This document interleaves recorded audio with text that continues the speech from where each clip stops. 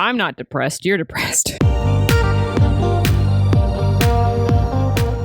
Hey, thanks for joining the Escape With Me Book Club. Escape with me, Lizzie Sawyer. And me, Sam Reiner. Into our most recent read. Come with us as we evade reality and go into detail about a new book. We're going to be covering it beginning to end, so remember, there will be spoilers. Today we're going to River Heights in Midwest United States. Originally published in 1930 and then rewritten, basically, in 1960. This is the third book in the Nancy Drew original series, and the end of the original trilogy written by Mildred Benson. The trilogy was meant to test the market, and had the book series not taken off with readers, this could have been the last book we ever got of the teenage detective. How does this book stack up to the two that came before it? So this is actually my first time reading this one. Really? Yeah, I collected them really hodgepodge, and I just had random books. So I haven't read this one. It's not like I collected them as a series. I've only read this one because my dad was very weird about making sure he had everything in a series, and so we have, well, actually, I think we only have 6 of them, but I would read them in order because we had all of them, so I've read the first 6. That is not my experience. So this is the first time I read this one. I've read the first 2 before. That was fun. Age level, this is a children's book, but I will do a little content warning. Kidnapping is a major theme of this book. Almost death, a couple of times. Yeah, she gets knocked unconscious once. And almost drowns. That is true. Well, she was doing fine. Helen was the one struggling.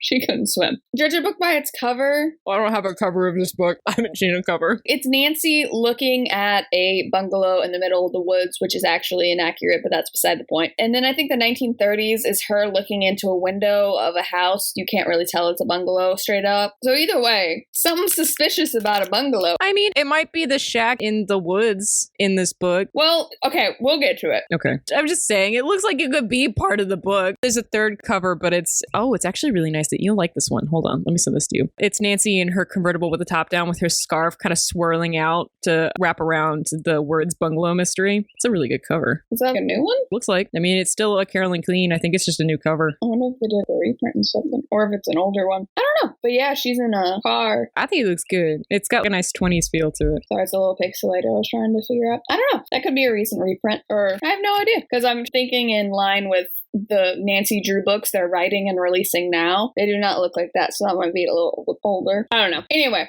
Simon and Schuster can do what they want, so who knows what they're doing. But yeah, all I could figure out was there was either someone hiding in it or someone being hidden in a bungalow, which is sort of true in the rewrite. This is the last adventure with Helen Corning, I'm pretty sure. I think next book we have Bess and George. I think Helen gets married, finally. I honestly don't remember because it's been ages since I've read these, but I'm pretty sure Bess and George are in the next one, which I think is the Shadow Ranch one. No, that's Lilac Inn. Oh, okay. And Shadow Ranch comes after Lilac Inn. I looked at these recently. Yeah, Shadow Ranch is right after that. Awesome. Oh, interesting. Sorry, I'm looking at the publishing schedule for the revisions, and for some reason, they publish these way out of order. Secret of the Old Clock, Hidden Staircase, Bungalow Mystery, Lilac Inn, and then it skips to Redgate Farm, The Clue in the Diary, and then they went back for Shadow Ranch, and then they skipped 8 books for The Broken Locket, and then they go back for Lakespur Lane, and then, oh, I don't know. That's an order. Maybe they publish them more by popularity instead of order. Oh, snap. They went for, sorry, I didn't scroll down to look at all of them. Wow. Anyway, the revision schedule is a lot. No order there. But we don't really see Helen in this book either, so I don't even want to count her. Yeah, no, she's not really in this book. She's kind of in the beginning a little bit, and then it suddenly doesn't matter. Her and Nancy are braving the elements in the storm. And then later on, Helen gives a good view of the guy driving the car coming from the bungalow, and then she's later able to identify him. But then Nancy leaves, and instead of staying at the motel, Helen and her aunt are like, so road trip, bye! Yep, Helen was really just there so that Nancy could meet Lauren. That's her name, right? Yeah, I kept writing it down as Laura. That's how my brain read it. So I had to do the find and replace, and I had to replace all her names in my notes because I just kept writing Laura. That's fun. The only thing that I wrote was it wouldn't be a Nancy Drew book if it didn't start with near death. Yes. That is one thing these books always have. It is solid. I will say, I don't think any other book series makes rain. So terrifying. But these books, all three of them so far, well, actually, I don't think the second one leaned on it as much, but especially the first book and then this book really laid it heavy and thick with rain. Very scary. And they're right. Rain can be very scary. The scariest rainstorm I was ever in was in Minnesota. I had just moved into the apartment. I was driving my dad and my sister to the airport, and I could not see 2 feet in front of my car because the rain was coming down so hard. Yeah, especially in a 1930s and a 1960s car. I think she has a convertible too. She does. It's a blue convertible. So that's even worse. Which they play with in the second book. That's why the rain's scary in the second book. She's got the top down. She's like, oh no, the rain. I've been there. That happens in the first one too. And that's when she drives into the barn and almost hits the one sister. Mm-hmm. It was just something I noticed because of all of the other books I've ever read. Because like I said, it's not like, oh my gosh, rain, I'm so scared. It does a great job of making it scary and terrifying. But there's no other book series that I've ever read that relies so heavily on rainstorms, snowstorms, lightning storms, Tornadoes. It's simple, it's good, it's clean, but I noticed it a lot. The Bloody Jack series relies heavily on rain, but that's because they're on boats most of the time out in the open ocean, and rain in the ocean is not. Yeah. It's not. So I will say, even though Helen Corning's leaving, the other person that is soon to be gone, but I still like him, Don Cameron, Nancy's pseudo-boyfriend for a couple of books until Ned appears, and then forget Don Cameron. I wouldn't call them a boyfriend. They're like high school sweethearts, kind of. Yeah, like I said, pseudo. Not quite, but there's definitely something there. There's some chemistry, and he wants to be her boyfriend, but she keeps going on mysteries. I feel like if Ned hadn't popped up, he would have stayed. Oh. Because Helen Corning, she was writing Helen Corning out of the book since book one. When Helen comes up, it's like, I'm getting married. And so it just feels like delaying the inevitable with these couple of books. Because it's like, oh, he's in Europe. We can't get married until he gets back. Eventually she's going to get married. And then she's going to be boring because that's how women work apparently in the 1960s and 30s. Yeah, I know when you got married, you got super boring. Can't do anything anymore. That's why I do a podcast with you. Nothing. No adventures. Anyway, beside the point. Super beside the point. I actually really like Don Cameron. I like how much he knows Nancy is super into mysteries, and he's encouraging while still caring about her. It's not like he's like, oh, you can't be in dangerous situations. It's just when she's in dangerous situation, he cares about her. But he's also like, I know how much this means to you. And it's like, yeah, I like Don Cameron. I also like her dad, who is also in a very similar way. You know, right before her dad broke into the house, I was thinking to myself, is this the book where her dad breaks into the house? And then he did. Well, that's what got me. I was surprised they didn't mention in the beginning of the book where Nancy calls the phone and they're like, oh, Carson's already checked out. I'm surprised Nancy wasn't freaking out like, you just got kidnapped. Dad, not again. This happened not too long ago.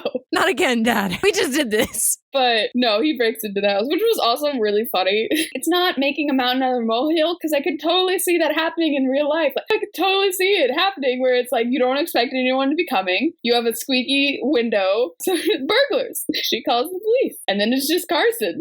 Makes sense to me. He's like, hey, sorry about that. I forgot my key. It's like I was trying not to do the thing that inevitably happened. Which I'm actually surprised the window didn't come up a little bit more. Well, I mean, they fixed it and then it's a non-issue. I'm glad they circled back around to, oh, by the way, we fixed the window. Like, okay, cool. We closed that loop. Yes. But I was surprised it didn't become a bigger thing before they fixed it. Nah, just have to have a slight scare. Oh no, Carson may be kidnapped. Oh no, the house is being burglarized. I was also surprised Hannah was never in any danger. She was in almost danger, but she herself was never in danger, because I felt like that was a huge thing they were leading up to. And then they were like, nah, police in there. It's fine. We picked him up. We're good. It's too close to the end of the book for Hannah to be in danger. Apparently, but that's okay. Hannah, honey, she sprained her ankle. And she's like, okay, one day's good. And I'm like, Hannah, darling, please. I get it. You're not a Southern woman because you're a Midwestern woman, but from my understanding, it's very similar. I get it. Which is really funny because they call her Hannah Darlin. They call her that in the book as well. But you and I, we go Darlin because we're Southern, but that is not how they say it in a Midwest accent. Yeah, they're like, Hannah, darling. Yeah. They love her. Darlin, honey, sweetheart. But that's the reason Nancy had to leave the motel, is because Hannah's foot was sprained. Alone in the house with a sprained ankle. Oh no. All alone. A neighbor is watching her. But it's okay. That's fair. It's the 1950s or 60s, and if more previously the 1930s, she couldn't exactly phone call her and be like, are you okay? Let me do all this stuff for you. She had to go home. Okay. But it does feel like a little bit of an exaggeration in 2022. That's the important thing. She had to come home because the tree had to fall because they had to meet this random family that knows this other random family that's pivotal to the plot of the book. It's all connected. Yeah. So Helen and Nancy are on a boat and they almost drown, just like you do the first book. That's how it's done, right? Because Nancy almost drowns in the first book of that one too. There's a lot of similarities, but that's not bad because they're both really good books, so I'm not complaining. Nancy can swim, Helen can't swim. They're freaking out, screaming, trying their best to stay above water. Helen can swim. She hits her arms on the side of the boat and they go numb. Oh yeah, and then she starts floating. That was the best. I think that's smart. That was really smart. It's like, if you can't swim, you need to know to float. But it was just, Nancy is diving under, desperately trying to find her. And she has to come up for air because she's about to black out. And then she looks up and Helen's just floating over there. And Helen's like, I got this. I'm fine. What are you doing? I'm over here. Hi. What is happening right now? That was a little bit of unintentional humor. It was just such a tone shift. Anyway, Lauren hears them and comes in a rowboat and saves them, and it's all good and it's great. And apparently her dad died in a boating accident, so she risked her life to go save them. That's really cool. Like, Lauren's a cool character. She's 16. She's recently orphaned, and I don't know, she's just smart and proactive the entire book. She trusts her gut. She's like, these people are bad. She runs away and somehow ends up in River Heights, which is forever away. Yeah, she hitchhikes and then takes a bus. Yeah, and so I like her a lot because the victims of the first book are super passive because Nancy's doing everything. And they're also super passive in the second book because they're older women. Yeah. And especially the mom, she was really frail and ill in health. But this is nice. We have a victim who's like, no, I refuse to be victimized. I'm going to be smart. I'm going to hide my jewels so you can't find it. And then when I run away, I'm going to take them. I like that. It makes me sad all of these characters only ever appear in one book. Oh, well. So it's also a little hard to trust Nancy when they're like, our friendship. I have all these friends that I never see ever again. Such close, valuable friendships. All these people that I enjoy hanging out with that I never see ever again. And granted, most of these books last a week, if that. So she could be hanging out with these other people, but they don't get mentioned in books. So I'm just going to assume they never see each other ever again. But so yeah, Lauren's cool. She's getting new guardians. The guardians are mean. I will give the guardian, that's not what her name is. She's pretending to be Marion Aborn, but her actual name is Alma. Anyway, I'm gonna give her the benefit of the doubt. I know they didn't when they first met her, but it is raining cats and dogs outside. I think she gets a flat in her tire. She does. She has to walk on muddy roads for like a mile in the wet, come into this hotel to be told, we can't help you. And she has to go out and go to a service station. I don't blame her for being testy. I need a big, strong man to help me change my tire. She needs a new tire. Do they have spares? They should have spares, yeah. They had spares at that point in time. Yeah, doesn't Nancy put a spare on? Mm-hmm. Anyway, the point is, whatever the situation is, she's not able to change the tire, and so she has to walk a mile in rain on a muddy dirt road to get there. I don't blame her for being not her best self, but because Nancy will hold that against her for the rest of the book. But their problem is they have no patience. They could have done this so easily. All they had to do was be nice to Lauren. Laura? To Laura. No, Lauren. It is Laura. No, I don't know which one it is. No, you have me messed up. I don't know. You have me messed up. What is her name? It's Laura. My notes say Laura. Yeah, but you wrote your notes wrong, though. Yeah, no, but I had to find and correct all of them. The find and replace. So I trust that. It's Laura. Wow, have you been saying it wrong this entire time? Maybe. I don't even care at this point. Okay, yeah. Even Wikipedia is saying Laura. Okay. Okay. All they had to do was be nice to her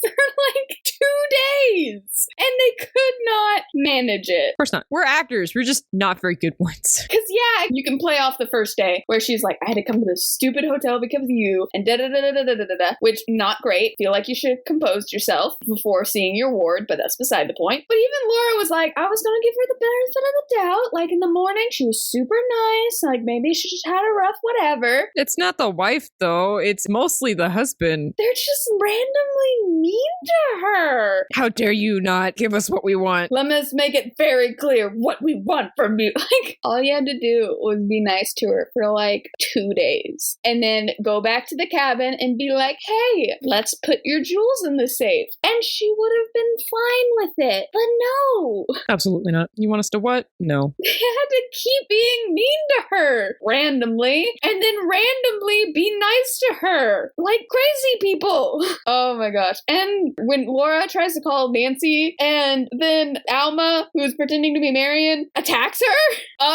guys, I think you've lost the plot. What plot? Do you remember what role you were in? Clearly you're not that good of actors because you've had to resort to bank robbing and you've been caught that's the other thing. They've been caught several times for this exact thing. So they're not good at it. It's not a great thing when Chief McGinnis is like, oh yeah, they have a rap sheet that's filled with forgeries and stuff like that. It's like, okay, so you're bad at this. Yeah. But you keep trying and you could have gotten away with it this time if you were nice to her for 2 days. Not feasible. Culprit fulfills their own plot. Anyway, speaking of that phone conversation, Nancy tells her dad about it. She's like, oh, it sounded like it ended in a scuffle. And I feel like in the 1960s and especially in the 1930s, that's a big deal for a phone call to end abruptly like that. But Carson just like brushes off because she's like, this is really weird. And Carson just says, it certainly is. Well, I must go to the office now. He's like, it's probably fine. You'll figure it out. It's fine. It's cool. It's all good. I mean, to some extent, what are they going to do? He's just taking the stance of, well, there's nothing we can do. It's better for me if I just don't worry about it.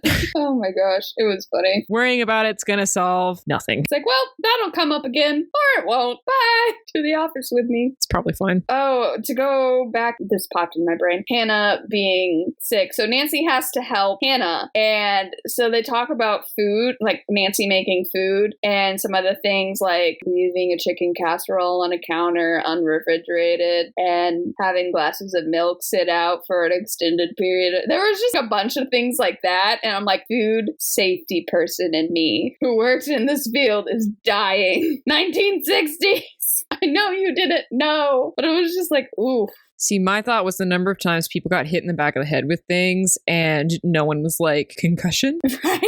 Nancy was fine. Absolutely fine. She had a little bit of blurry vision or whatever. So was the guy in the basement. Also should have had concussion. Oh my gosh. That dude was fainting randomly for everything, but like the head injury is like, nah. Probably had concussion. It's fine. Head injury is nothing. It's fine. Eating food irregularly is the problem. And it is. But I feel like you both getting knocked out again should have been talked about more, but okay. I also was sad that Nancy was like, a detective taught me how to hold my hands when someone is tying your hands so you're able to slip out. And she never says how she does it. I want to know, girl.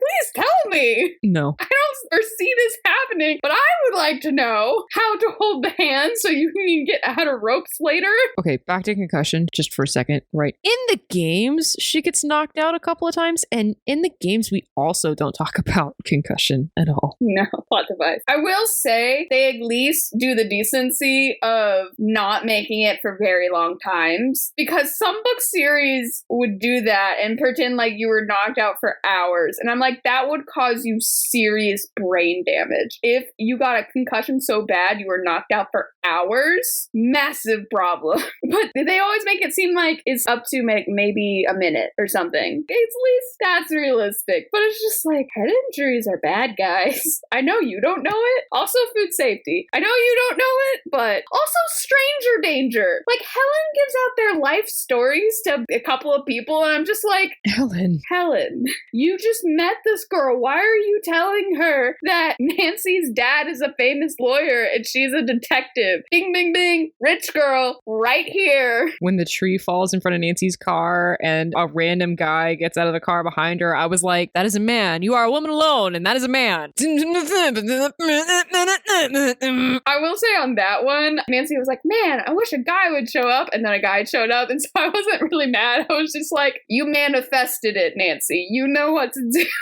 Yes. That was funny. Okay, so 1960s slang. I've never heard this before, but she says it and I wrote it down. Remember me to Jim. Yeah. You not heard that before? I've never heard that before. I've heard that all the time. Remember me to Jim. Yes. Not even like say hi to Jim for me. It was just like, that was a weird. Yeah. Remember me to Jim. It's not weird. That's weird. Do I just read more books in this time period than you? Is that what it is? No, because I read the Cat Who series and I don't know how many books you read in this time period. I can't really. That is the first time I've ever seen that. That's ingrained in my things that I could potentially say catalog in my head. That's not weird for me at all. I know what it's telling me to do, but if I like sat down and tried to dissect the sentence, I feel like I would come up with something different. Is that even the grammatically correct way to say that? Remember me? To remind Jim of me? Would that be? Anyway. I think the idea behind it is to remember, to be like, oh, do you remember? Yeah. It's basically saying, hey, remind Jim that I exist or give my salutations or something like that. It was weird. Remember me to Jim. Again, not weird. I'd never seen that before. So the mystery itself is so freaking convoluted.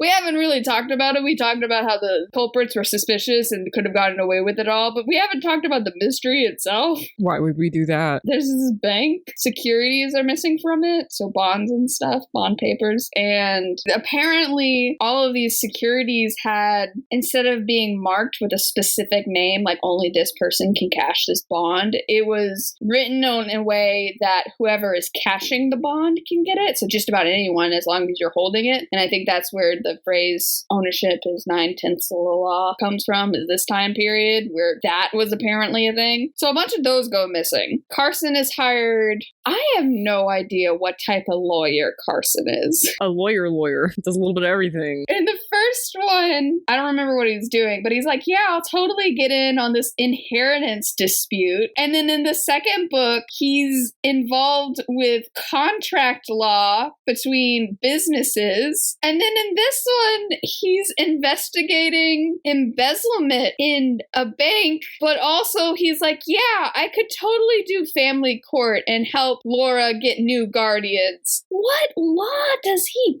practice? All of it. All of it. He's called Plot Device. Basically. It's the 1930s. None of you see a paycheck. We don't expect you to know what lawyers are or what they do. You know about what they do. Hello, my name is Plot Device. That's all that matters. Anyway, so yeah, he's been hired to investigate this embezzlement, and so he ropes Nancy in. Oh, Carson also gets knocked out. He does. A lot of people get knocked out in this book. I think 4 people? Apparently they're very good at it. That's the other thing with these books, is that you never see a failed attempt. Because that can also happen. You could just hit somebody in the head and they're like, ow, ow, that hurt. But nope, they are right on the money every single time. This guy knows the pinch neck move, I guess. You hit on the temple. You have to do it hard enough at an angle. I only know that because I asked one of my coworkers how to knock myself out at work the other day, and then I didn't. What? We talk about weird things at work, all right? Okay. But yeah, so he just bang on every single time. I don't know how tall fake guardian dude is. Tall enough. But doesn't matter. He's bang on. A bunch of people of a different height. Does not matter. He knows. That's what he should have gone into. Forget embezzlement. What, murder? No, knocking people out. He could have been a heavy for somebody. That's clearly your calling, man. You suck at this. Anyway, there's a bank that hires Carson to investigate these securities that have gotten stolen. And so they're investigating this one person specifically. So instead of investigating the important guy, Carson has been hired as a lawyer to investigate the people that the securities were stolen from. See if any of them are attached to this theft in whatever way. And so Carson goes out of town and investigates people, but Nancy is going to investigate the people in River Heights, and there's 4 of them because apparently there's a local branch. There's already people investigating the people inside the bank, so it works. But you hire a lawyer to do it? I don't know. I didn't hire him. That feels like a PI move. We need to get a Dick Tracy on this. Anyway, Nancy investigates the people by pretending to be Soliciting for the young people's whatever. youth center, which I love that she makes a big deal about that. But in the end of the book, Aborn magically knows what Nancy's favorite charity is, and he's going to put all the proceeds of his book towards that charity. Because the readers know. The readers know it. I don't know how he knew it. We all know. She investigates all the people, and the only people that she doesn't meet is this one dude that Carson clears because it's like, oh, he's friends with the president of the bank, which I actually don't know why that clears him, but that's beside the point. We're just gonna ignore him and pretend like it's all good. Don Cameron's apparently also his sister's maid of honor is the daughter of the dude that was suspicious. Yeah. Follow that train. It's fine. We're not even gonna see him in this book. It's fine. Then there's other people that are actors, according to the neighbor. It always gets me when Nancy can just like walk up to people or like walk into people's houses and they're just friendly. And Hi there. Like, do I know you?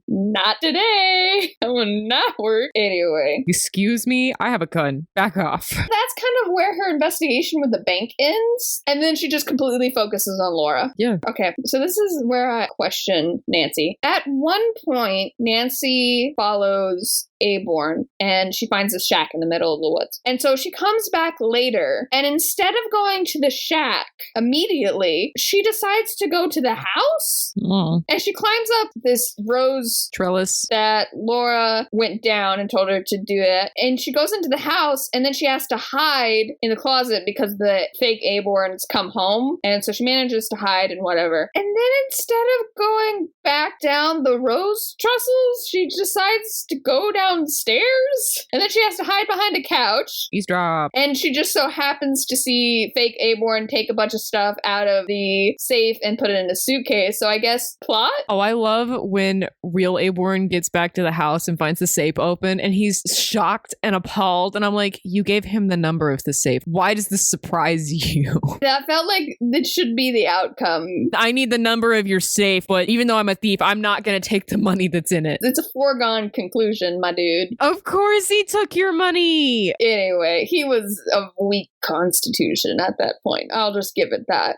It's still. Yes. And instead of anything that would make sense, Nancy goes out the front door. Yeah. And that's how she ends up getting caught, is because Mrs. Fake Aborn is like, I feel a draft in the house. And she goes downstairs and sees the doors open and then sees Nancy walking to the shack. If you had just gone to the shack, we would have been fine. Yeah, I don't know her reasoning to go into the house. Is there anything in the house that you need? Is there something in particular we're looking for? Why did we go to the house anyway? I don't know. I really don't know. Because like I said, only 2 plot points happen. Nancy sees that the stuff is going into a suitcase. So later on she can be like, I know it's in a suitcase. And she does something dumb and then Aborn is able to find her in the shack. But logically, nothing in that house. There's no reason to go in it. Her jewels aren't in there. There was nothing. Was she going to try to go through their stuff and figure out who I don't know what she was trying to do. She never even was like, darn, I couldn't do this because they came home. I don't know what she was doing. I don't think she knew what she was doing. She wasn't at any point like, I'm going into the house because of this. Nope. At no point. What are you doing, Nancy? And then she's like, oh yeah, the shack exists. Yeah, because she almost doesn't go. She's like, well, I'm here. And that drove me nuts. Okay, so to talk about this, in the 1930s version, the bungalow is specifically mentioned as a bungalow. And a bungalow, here I can look up the definition again. It is a small house or cottage that is either a single story or has a second story built into a sloping roof and may be surrounded by a wide... Did you just say is evil by accident? Was I reading out the definition? What did I say? You corrected yourself, but it sounded like you said it is evil. It is evil. It is. It is evil. It can be surrounded by a wide veranda or a porch. In the 1930s book, it specifies that the housing structure in the woods that Aborn goes to is a bungalow. For some reason, in the 1960s rewrite, they changed the bungalow into a shack and put the bungalow by the river, or the lake. The body of water. Yeah, the lake, and that's where the girls go and dry off and whatever, and they eat a little food to get better. Like you do in video games. Health up.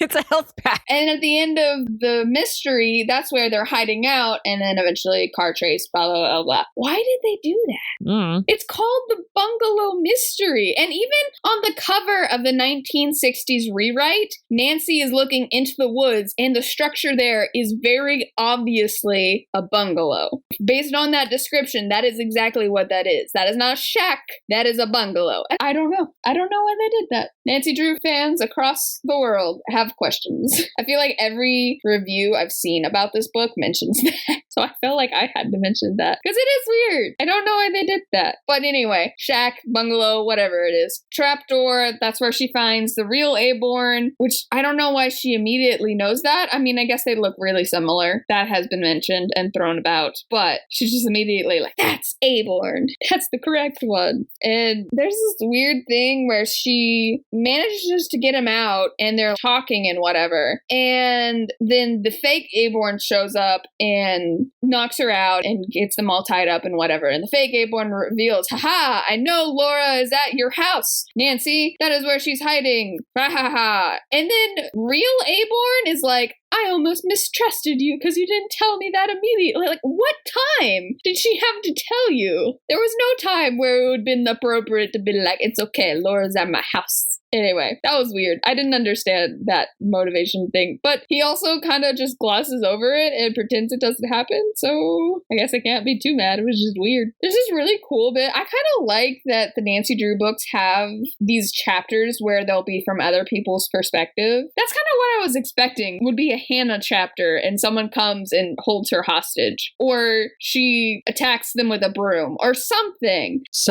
But that doesn't end up happening and it's okay. The principle of Chekhov's gun apparently does not apply at any time. Doesn't matter. Like the broken window, Laura being at Nancy's house, and he wrote that in 1889, so that principle existed. But maybe it was too Russian for the next time. It is the 60s. But yeah, all the time they'll drop threads and then be like, nah, it's resolved. And I do appreciate, like you said, I do appreciate that they do go back around and don't just drop it. They do resolve it, but never as dramatic as you expect it to be. So Nancy does a thing with the ropes where she manages to get out and whatever. And she frees Aborn again. They try to go to Nancy's car because she hid it in the woods. But fake Aborn did something to the engine. I don't remember at this point. And the car doesn't work anymore. Took like a rotor out of something. I think it started with a T. I honestly can't remember at this point. Does not matter. The fake Aborns go by in their car and they're like, okay, so we're just gonna go back to the house now. And there was this really suspenseful moment where a car shows up, and a chapter before this was Carson being like, Laura, Dawn, you're coming with me. We're going to go figure this out. And so you think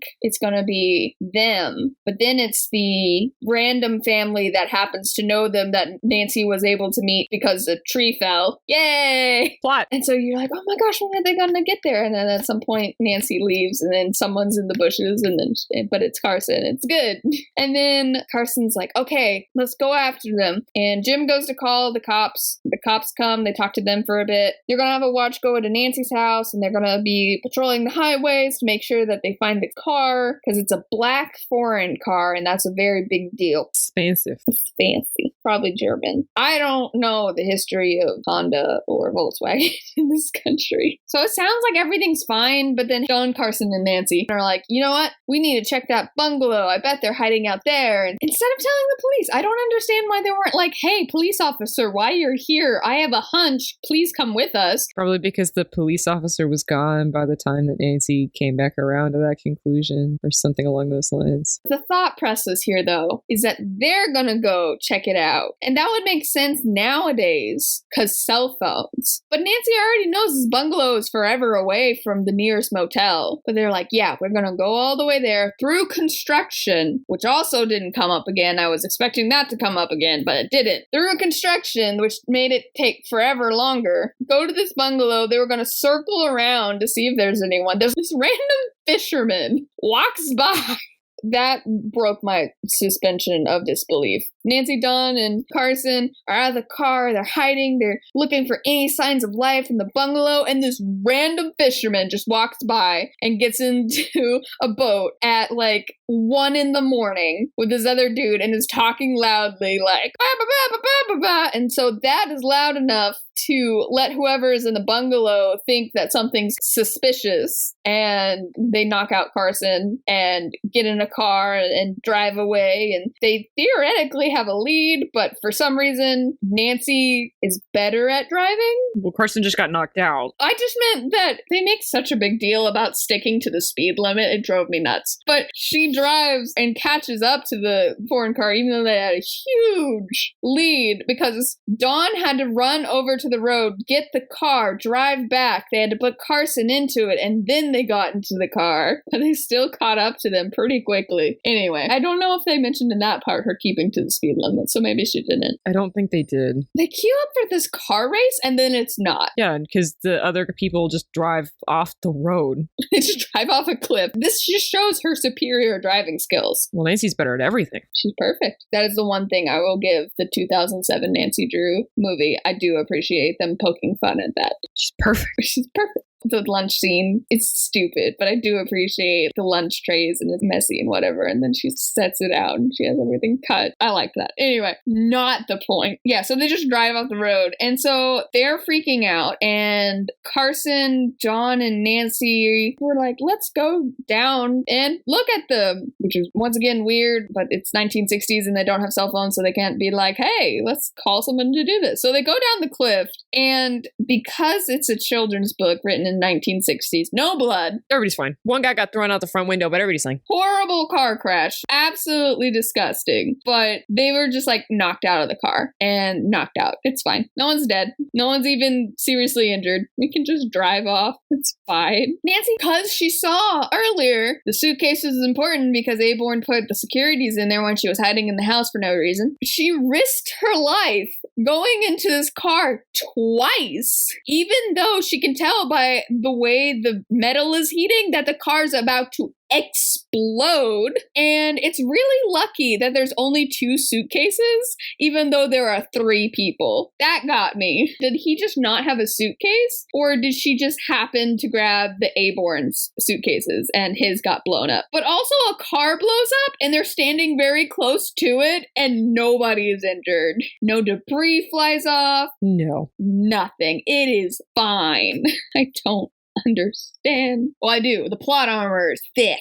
But that's an example of and Dawn and Carson being like, Nancy, that was super dangerous. But Dawn being like, that was pretty cool of you. Pretty attractive. That's why I think they're cute. He's like, that's pretty cool. You're the bravest girl I ever knew, or something like that. I don't remember what the exact line was, and I didn't write it down. But it was cute. I did appreciate that. And then the ambulance and the cops magically show up because a neighbor heard revving engines. A farmer saw the car go off the side of the mountain, or the side of the whatever. I think they raced past him because he didn't see him go off the cliff. He was just like, oh, that's going to be bad. So he just happened to call the ambulance, which was nice. I was like, thank you, random farmer. They're able to revive the fake Aborns super quickly. So like I said, no major injuries whatsoever. Nancy is sweet, sort of, to them. And Stumpy, which is the actual fake Aborn's name, he's like, bah. But the fake Mrs. Aborn is like, you have taught me about life, Nancy. I have decided to rid myself of this life.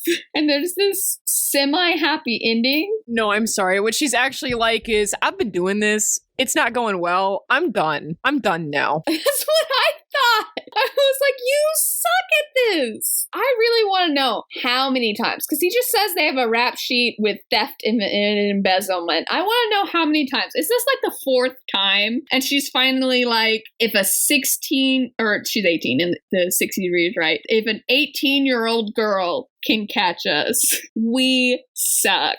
So yeah, the semi-happy ending. She's going to be in jail for forever with the amount of money she's stolen. Like, it's a felony level. They had enough to run away to another country or live out their days comfortably. Like, that's a felony right there. That's like 20 years. Do you have 20 years? We don't know how old these people are, but do they have 20 to 25 years? Is this a happy ending? Doesn't even matter that they change. But anyway, I guess that's supposed to be a lesson to the kiddos that if you're nice to people, they stop being criminals? Question mark? I don't know. But anyway, they get the securities back. Thanks to Nancy, there's a false bottom in the suitcases. Ooh, tricky. That was a cliffhanger for like the last chapter, I think. So they get the securities back. They arrest everybody, even including this random fourth guy that gets mentioned out of nowhere that was gonna go to Nancy's house, apparently. So there's 5 people involved. Then they give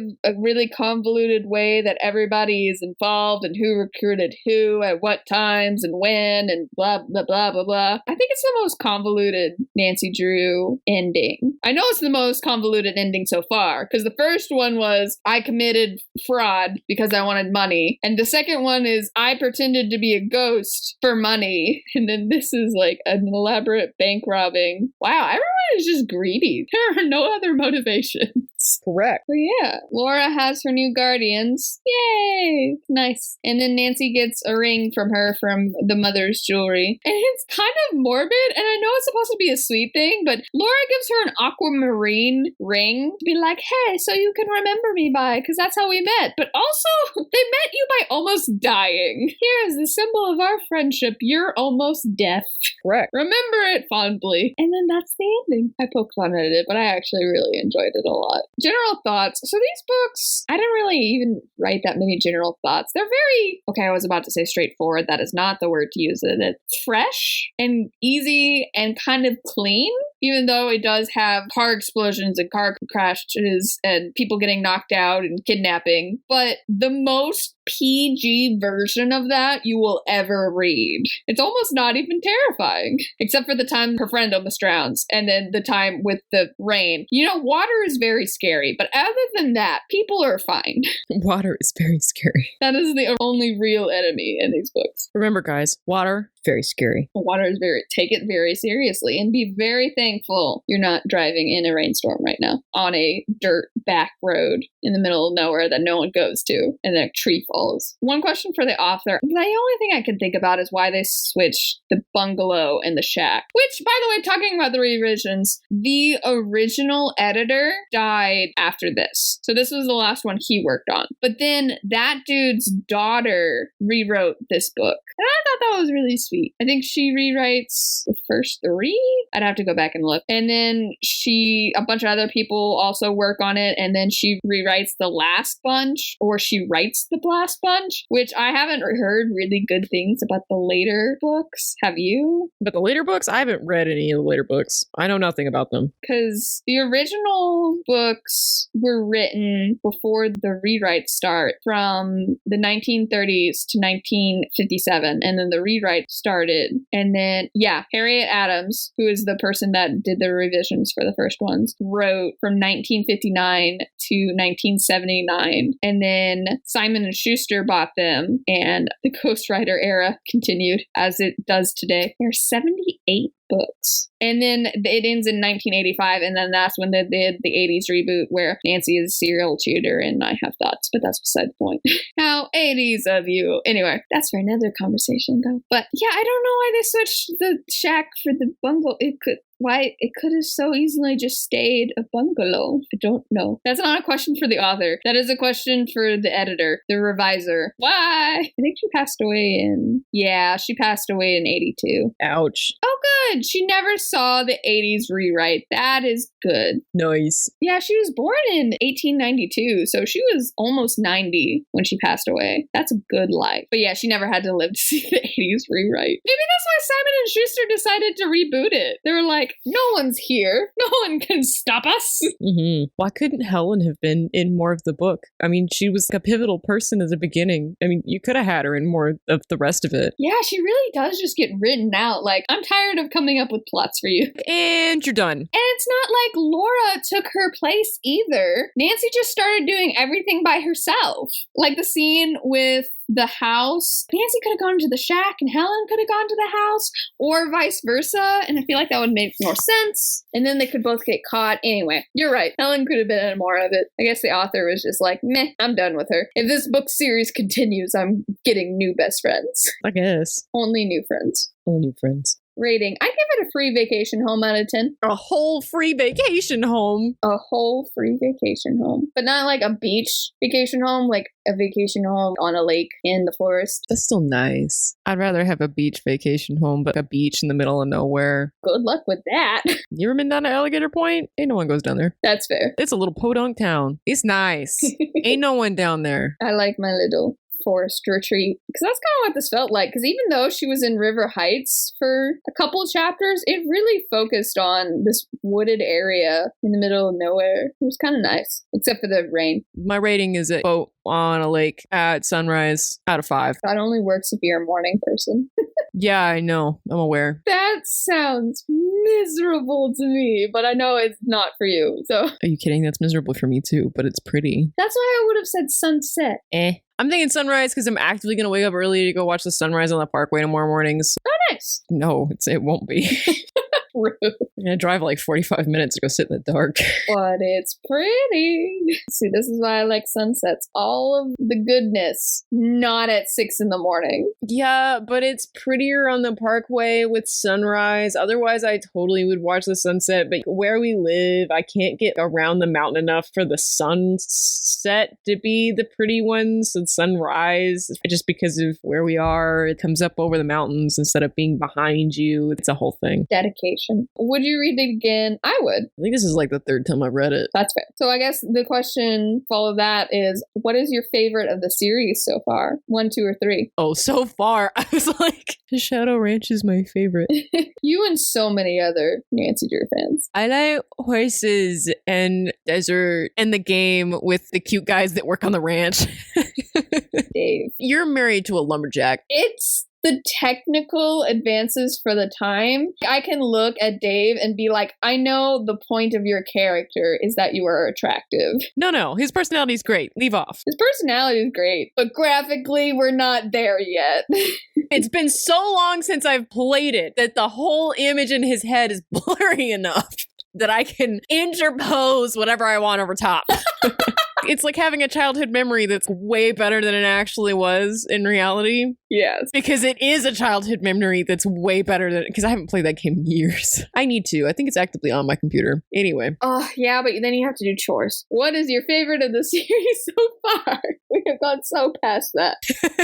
The first one, I think. See, I'm stuck. I don't know whether it's the first one or this one. I think I would need to read them closer together. It has been a bit. I don't think we've read the first Nancy Drew book since 2020. It's been a bit. Right, because we're still in March of 2020. It's still 2 years ago. A lot of life changes have happened since then. I could not go back to that point in time. No. I feel like if I read one and then I read the other, I could probably more accurately be like, I like this one versus this one. But I don't know if I like the first one just because it's the first one and I've read it a bunch and I really enjoy it and I think it's solid, or I like this one better because it's really exciting. I actually thought it was very exciting the entire way through. And like I said, I really like Laura. In the Nancy Drew audiobooks, they play suspenseful music over suspenseful parts in the book. That is fun. I like that. Music should be used to advantage. But yeah, I don't know. It's one or the other. I need to read them closer. Do you have anything else you want to add? No. I could talk more about the games than I could about this book. That's fair. You know, to talk about the games, again, very briefly. It won't be briefly. The really fun thing about reading the first 4 books is because they were all combined into the Secret of the Old Clock video game that takes place in the 1930s. Yep. And so you get to read them and you're like, oh, I get this reference. Now it's like, oh, Jim Archer, that's Helen's fiance. And you get all the little references. Yep. I don't know a single reference that was taken from this book. When you go into Lilac Inn, there's the lady at the front desk. I can't remember her name, but she's not who she actually is. She's just pretending to be. Oh, Oh, I see. She's a guardian that's pretending to be somebody else. Because the woman's mother has died and this is the guardian that's come, but it's not really the guardian, it's a fake guardian. Okay, so it's a plot point, not a reference. Okay. Correct. I see it. That's a good one. Okay, I take it back. Jane Willoughby. With pies. The car chase at the end. The mini golf course out of nowhere. Because of course there is. How 1930s of you. Like, you don't even know it's there until it's like, oh, I need to do this, but why is there a mini golf course here? What reference is this? Secret of the Old Clock's another one where some of the faces look good, and then you see Jane's face. And then you see a close-up at the very end, and you're like, ooh. I think they're fine. Honest to goodness, none of the faces are bad until you hit Kapu Cave and you see Fred and George for the first time. They're not done well. Jane's face in Secret of the Old Clock is not good. Because they try to do the makeup, I don't know. They make her really flat. Hey, it's okay because she's a bad guy, so it doesn't matter. It's fine. She can be ugly. She's a bad guy, but she makes good pie. Sorry. She doesn't! She can't cook! Emily makes it best. Have you read this book? Who is your favorite book detective? Do you have any book recommendations for us? Tell us all about it in the comments below. If you like the video, hit like, and if you're enjoying yourself, hit subscribe for more. Thank you for exploring the Bungalow Mystery with us. I'm Sam Reiner. And I'm Lizzie Sawyer. And we hope to see you in a fan tier next time.